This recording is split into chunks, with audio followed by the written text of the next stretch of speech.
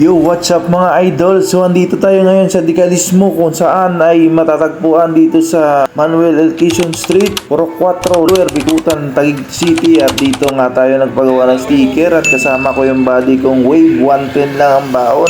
At marami pang ibang kanilang ginagawa katulad ng temporary plate, registration plate. At dito nga makikita talagang napakagandang mga sticker at sulit, napakalinaw.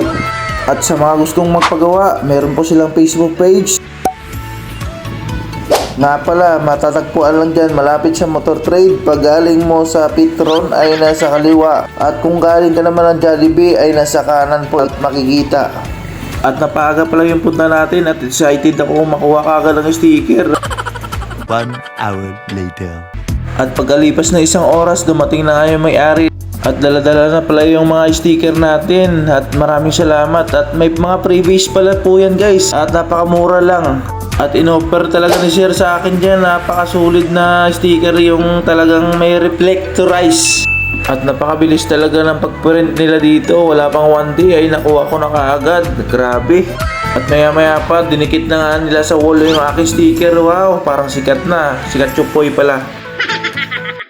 Yan, thank you sir, thank you. Salamat. Solid. Ayan na oh. At maya-maya pa, nabuhos pa yung sticker. Ayan o, sa di inaasahan. Oink! No. A few moments later. Maya-maya pa, nakaalis na nga tayo at mamimigay na nga tayo ng sticker at binamano tong dalawang to. Solid. Salamat sa iyo, idol. At ikaw nga, idol kong Doroteo. Oh, panga. Pakita mo, ano. Oh.